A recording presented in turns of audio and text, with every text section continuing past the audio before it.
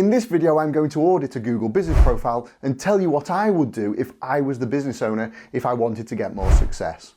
I'll be splitting it into 4 parts to look at how well the profile's been set up, its performance in Google searches, the business's competitor landscape, and how well the business is managing the profile. During each part, I'll give loads of tips that you'll be able to copy and implement for your Google business profile. Let's dive right in. The profile I'll be auditing is for this one, Creative Landscapes Hull Limited. They're a landscape gardener based in the Hull area. You might be thinking, a landscape gardener? That has nothing to do with my business. Well, it doesn't matter what industry you're in. Most of the features of Google Business Profile are the same for every business. So you'll still get a huge amount of value from this video that you can implement yourself. Let's start with part 1, the profile setup. I'll look at how well the business is using all of the features available in their Google Business Profile. This is important because profile completeness helps a profile to rank higher in search results. But also, having more information on your profile makes it more likely that someone will find what they're looking for and make an inquiry with you. Let's start at the top of the profile with their photos and videos. If I click on this image, it'll expand into the full view. If I then scroll to the bottom, I can see that they maybe have 12 photos or so on their profile. This is a bit of a travesty, especially for a business in this type of industry. Landscape gardening is extremely visual. They create beautiful outdoor spaces, so they should be able to take photos of every single job they complete and post it on here to show off their skills. So they definitely need to add more photos to their profile. I can also see they don't have any videos in here. You can spot videos because they have these little timestamps and play buttons on them. Again, as their work is extremely visual, making short videos of the projects they've completed would be absolutely amazing here. A 30-second video can show so much more than an image. Plus, Google prioritizes profiles in search results when people see them as useful resources. One of the key ways that Google determines this is based on how long people spend looking at a profile. For example, if someone finds this profile and looks at the images for just a few seconds and then they close it, Google won't deem it to be a particularly useful resource for this search term in future. So the key is keeping people on your profile for as long as you can. If you have several 30-second videos that people can watch, that gives them a lot more content to consume, they're way more likely to spend longer on your profile. So this business should definitely add some short videos to their profile. Let's now move on to their business name. Initially, I thought they might be breaking Google's rules by adding the word Hull in here. If you aren't aware, Google's rules clearly state that you should accurately represent your business name. Your name should reflect your business's real-world name as used consistently on your shopfront, website, stationery, and as known to customers. If I click to their website, I can see the business name is just Creative Landscapes, so I thought that the word Hull wasn't actually part of their business name and therefore it's breaking Google's rules.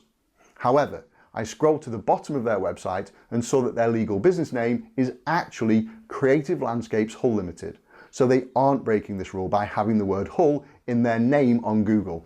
But it's important for me to point this out so you don't accidentally add keywords to your business name that shouldn't be there. It's one of the most common reasons for Google suspending profiles. So please don't break this rule. Now, going back to their profile, the next thing to look at is their reviews. The first problem I see is that their rating is 4.3 out of 5. Having a few lower star Google reviews isn't necessarily a bad thing. A lot of people think you must maintain a perfect 5 out of 5 score. Well, that's not actually true. There have been several reports that have concluded that a rating of anywhere between 3.3 and 4.6 is the most optimal Google rating. The reason for this is that if you have a decent amount of reviews and they're all 5 out of 5, people tend to think they're fake. Fake reviews are so common online, so if someone sees a 5-star rating, they might think that the business owner has just asked friends and family to leave reviews and they're not actually real. So if you get the odd 1 or 2-star review on your profile, don't worry about it. But you might be wondering why I said that their rating being 4.3 is a problem. After all, it's between the optimal 3.3 and 4.6 range. Well, their rating in itself isn't the problem. If someone sees 4.3 out of 5, it probably won't put them off making an inquiry. But the problem is if they actually see this profile. On Google Maps, there's this option, and a lot of people use it. It enables you to filter the search results based on ratings, and the top filter is 4.5 stars and up. People use it because it enables them to filter out the lower rated businesses and only view the highest rated businesses. So when someone applies this filter, this profile won't show up because it's at 4.3. So they really need to get their rating up to 4.5 out of 5. And how do they do this? Well, it's extremely difficult to get negative reviews removed by Google. So this business should request some more reviews from their customers. This will build their review count, which will in turn improve their Google rating. Over time, they'll get it to above 4.5, so they'll appear when this filter is applied. The next thing to look at is their review count. They only have 6 reviews. If I click into their reviews and have a more detailed look, I can see there's a review from 11 years ago. So they've had their Google Business Profile for at least 11 years, and they've only got 6 reviews. This is extremely poor. If they'd made a point of getting just 1 review a month over those 11 years, they'd have at least 132 reviews by now, and that'd help them hugely compared to only having 6 reviews. Another negative thing about their reviews is that Google hasn't recognized any keywords in them. This almost definitely is because of their low review count. On most profiles with a significant number of reviews, Google will display this people often mention panel. These are words that people have mentioned in their reviews, and they help the profile to rank for these words. So getting reviews that contain valuable keywords can massively help to get more search exposure for more search terms. So this business should request reviews and ask people to include things like the service they bought and where they're located. This will help them to get reviews with valuable keywords, and it'll eventually lead to a people often mentioned panel being displayed on their profile and better search exposure for more search terms. One positive thing with their reviews is that they have a photo on this one. Photos on reviews are really useful to actually show people what the review is relating to. So they should encourage more people to leave reviews with photos showing the amazing work that they do. It also helps people to spend longer on a profile when there's images to view as well as just text to read. And as I explained earlier, keeping people on your Google Business Profile for as long as possible is really important for getting more search exposure. Moving on from the reviews, we now have these icons. I can see they've added their website address, phone number, and they also have a directions button. Now this directions button is a problem. It only appears when you add a street address, and you should only add a street address to your profile if you have a shop or an office that people can actually visit. If I view their address on the street view on Google Maps, I can clearly see that it's a residential address. So they're actually breaking Google's rules by including their street address, and it's one of the most common reasons for profiles getting suspended. And this is why. There are basically 2 types of businesses when it comes to Google Business Profile. A location-based business where people come to visit you. This is when you can add your street address to your profile. The second one is a service-based business where you go to your customer's location to deliver your services. This is when you can't add your street address to your profile. Obviously, a landscape gardening business is a service-based business where they go and work on people's gardens, so they shouldn't have their street address showing. They should remove their street address from their profile in their business settings. Changing to a service-based business will massively reduce their chances of getting a profile suspension. Staying with these icons, I'm now going to switch to a mobile view of their profile. This is because I want to see if they've got the chat button enabled, and I can see they have. This is a feature that's only available on mobile devices. That's why I needed to switch to a mobile view. Seeing this button means that they've enabled chat and people can send them an instant message right from their profile. It's a really great feature that everyone should enable on their profile because it's a very quick and easy way for people to make an inquiry with your business. Let's now move down the screen and look at the information in the overview section. The first thing is the opening hours. They seem to have accurate opening hours, which is great. A lot of business owners just have theirs set to open 24 hours. This is a bad idea if you aren't actually open 24 hours. You don't want someone trying to call you at 2 AM in the morning if your opening hours say that you're open, but you're not. Plus, if someone tries to make contact with you and they can't because your business is closed, then they could report it to Google and you might find that Google automatically update your hours, or worse, you get a profile suspension for quality issues. The other good thing here is that there's a bank holiday in the UK on Monday, and they've obviously updated their profile to show that they're closed on the bank holiday. So they are doing some proactive management of their profile. The phone number and website link are here, so it's really easy if someone wants to call the business or click to their website to learn more. Next is a feature that's extremely underused, but it's really important. It's the business's services. They've got a lot of services listed across the 2 business categories they've set in their profile, which are landscape gardener and fence contractor. However, you can have up to 10 business categories in your Google Business Profile, 1 primary and 9 additional categories. So I can almost guarantee there'll be more categories they can add in addition to the 2 they've currently got. This will in turn enable them to add even more services to help them get more exposure in searches. This is because the services you add now have a direct impact on where and when you show in search results. However, they're still not using this feature properly because they've only got the service name listed. If you look at this Google Business Profile, you'll see that there are actually two parts to the service listings: the service name and the service description. The service name is what helps you to rank for more keywords, but the service description helps to give more context about the service. So it's important to use both of these elements because it helps to give people the information they need when they're deciding if you're a business they want to make an inquiry with or not. Next, we have their service areas. Despite what a lot of people think, these service areas have no impact on where a business shows in searches. It's just there to tell people if your business covers the place where they live. It's still important to add your service areas, but if I click on it and expand it, there are only 2 places listed. You can add quite a long list of places here, and you should add as many as you can. If someone sees East Riding of Yorkshire and Kingston upon Hull, they're large areas, so there could be some ambiguity. It's much better to put smaller specific places. For example, if you live in a small town and you see that specific town's name listed, there'll be no doubt in your mind that the business covers your location and you'll be more likely to make an inquiry. So they should add as many places as they can and be as granular as they can. Next is their street address, which I've already covered. As a reminder, they should change their profile to a location-based business and remove their street address. Finally, on the overview tab is their business description. They've used most of the 750 characters available, which is good. They've given a good overview of their business and included the services they provide. They also build some credibility with the fact that they've been established for over 16 years, and they use some good emotive words like relax and enjoy, and they talk a bit about their process. So overall, their description is pretty good. Right, that's everything from part 1, the profile setup. Before I move on to part 2, I'm sure you picked up loads of great tips in part 1. If you did, hit that subscribe button for more useful videos that will help you to get more success from your Google Business Profile. Also, if you want to make sure you've set up your Google Business Profile correctly, check out the video description below. You'll find a link to our Google Business Profile checklist.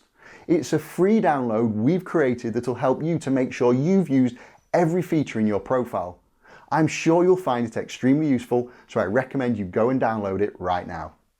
Let's now move on to part 2 and look at the profile's performance in search. You can see that they're a landscape gardener in Hull. So if I search for landscape gardener Hull on Google, they don't show in the map pack. These are the top few businesses in this category. And it's extremely important that you show here because these businesses get the vast majority of the clicks, enquiries and new customers. If I then click through to view more businesses, I need to scroll down quite a long way to find their profile. Now they are showing on page 1 of the search results, but the further a business shows down on the page, the less people get far enough to see it. But if they were to implement all of the things I recommended in part 1, they'd definitely see some improvements in their rankings and they'd show higher up on this page. I could do a lot more analysis on different searches, but as they aren't showing up very high for their main category and main location, it's a safe assumption that searching for other services and places will show them even lower in search results. So let's move on to part 3, their competitor landscape. As we saw in the search results in part 2, the profile isn't ranking very high. It didn't show in the map pack and it was quite far down the listings when I clicked through to see more businesses. So there's a lot that needs to be done to make it rank higher. But when it comes to where the profile ranks, let's consider the definition of the word rank. It literally means a position in the hierarchy. Whether that's a rank in the armed forces or a rank in Google searches, it's basically where you fall in the pecking order. If you want to achieve a high rank in the army, you need to be the best soldier you can possibly be so people know they can depend on you and then you get promoted higher and higher. It's exactly the same on Google. The better you prove your profile to be by completing it and adding loads of useful content, the more Google will reward you with higher rankings in search. However, the key to this is the competition you face. Because even if your profile is very good, if one of your competitors' profiles is better, guess what? They'll probably outrank you. This is why part 3 will focus on the competitor landscape. If you want to outrank your competition, quite simply you need to beat them. And you can't beat them if you don't know what they're doing. So you just need to look at their profiles and check some key metrics like the number of reviews they have, how often they're getting reviews, the number of images and videos they have, and how often they're making Google posts. Once you know this, you can make a plan to beat them, which will give you the best chance of outranking them. So simply go to the top of the listings and check these key metrics for the top 5 businesses or so. So let's look at this one and check their review count, which you'll see here. Then click into their reviews and see how many reviews they got in the last month or so by filtering on newest and scrolling down and simply counting them. Then click on the image at the top of their profile to look at their photos and count them too, and see how many they have in total. Also see if there are any videos in here. Remember, you can identify videos by these little timestamps and play buttons. Not many business owners are actually adding videos to their profiles, so it's a great opportunity for you. Then click on the Updates tab to see how many Google posts they've made in the last 3 months. You might find that the Update tab is missing. If it is, it means the business hasn't made any posts. To make this exercise much easier for you to complete, we have another free download for you. It's our competitor audit sheet. It'll enable you to capture all the metrics I've mentioned, but better still, it has some really useful calculations to tell you exactly what you need to do to beat your competition. There's even a link to a step-by-step video walkthrough that shows you exactly how to perform your audit and how to use the sheet. It's another super useful resource, so I recommend you go and download it now. So that's part 3. Now on to part 4, the profile's ongoing management. Google Business Profile is not set and forget. You can't just set it up and add your business information and then never go back to it again. It needs constant management if you want to maintain high rankings and get plenty of inquiries and customers from it. So how well is the profile for Creative Landscapes Hull being managed? First of all, we already know from their opening hours that they are doing some management on their profile. This is because they've confirmed their bank holiday hours. However, apart from that, there's little else they're doing to proactively manage their profile that'll help them to get better results. Starting with images. If I click into their images, you can see here, it tells you when they uploaded each image. They were all uploaded years ago. The most recent one I can find is 2 years ago. Clearly this isn't great. They've probably done a load of projects in the last year alone that could have been added here. Even if they just do 1 project a month and they add 3 or 4 photos to their profile each month, that'll really help them to beat their competition. They also don't have any videos. Remember, videos are great for keeping people on your profile for longer, which gives positive signals to Google and will help them to give you higher rankings in search. So they definitely need to add more photos and videos and do it on a much more regular basis. Now, going back to their reviews, we already know that the most recent review was 2 years ago, which again is not good. They need to make a point of regularly requesting reviews from their customers. Constantly and consistently increasing your review count is vitally important. Plus, it'll help this business to raise their Google rating above 4.5, which you already know is super important to appear in the top rated businesses filter. They also haven't replied to any of their reviews. You can reply to reviews and your responses appear here like this. This is important for a range of reasons. It'll show your customers and other people that find your profile that you care. It'll help to convince more people to make an inquiry with you. But it's also a good opportunity to give more context about the thing your customer bought from you and educate others about your business and why you're the best choice. They also haven't used the questions and answers feature. This is where you can ask and answer questions about your business. It helps to educate people that find your profile. Think of it like an FAQ section on your website. What are the things you know that people ask when they're making a purchasing decision with you? This section of your Google Business Profile can massively help you to get more inquiries. Now, going back to the Google Maps search results, let's look at their Google posts. They've only got 2 and quite frankly, they've not done a very good job with either of them. They've just written a couple of words and then added a call to action. If you saw this, would you be compelled to call them or make a booking? I doubt it, I wouldn't. Here's an example of a good Google post. You can add a nice image and plenty of text to make it more compelling and give more context. This is so much more clickable than what you saw on Creative Landscapes profile. But the main issue is that they aren't making enough posts. Through their competitor audit, they'd find out how many Google posts their competitors are typically making and how often they should post on their own profile. And remember, the key things you need to do to beat your competition are all calculated for you if you download our free competitor audit sheet, including how many posts you need to make. So there's a huge amount that this business should be doing to actively manage their profile so they get better search rankings and more exposure. I've covered a lot in this video so far, and I hope you've got loads of great information that you can use on your profile. But if you'd like to get this type of feedback specifically for your Google Business Profile, then you can book a free one-to-one call with me. We'll sit down together on a Zoom call and do a deep dive into your profile, and I'll show you exactly where you can make improvements that'll help you to get more customers. By the end of it, you'll have a plan for success. Now, I'm sure some of you are a bit skeptical. You probably think that I just want to get you on the phone so I can do a sales pitch for our services. This is absolutely not the case. This is 100% not a sales call. I won't try and sell you anything on the call, I promise. It'll just be me giving you huge value and help with your Google Business Profile. Yes, we can help you to implement your plan if you want, but that'll have to come later. I just want our first conversation to be focused on you, your Google Business Profile, and how you can get better results, nothing else. So if you want to book a call with me, again, it's totally free. You'll see a link in the video description where you can learn a bit more about how I run the calls and you can book your slot. So I hope to speak with you soon.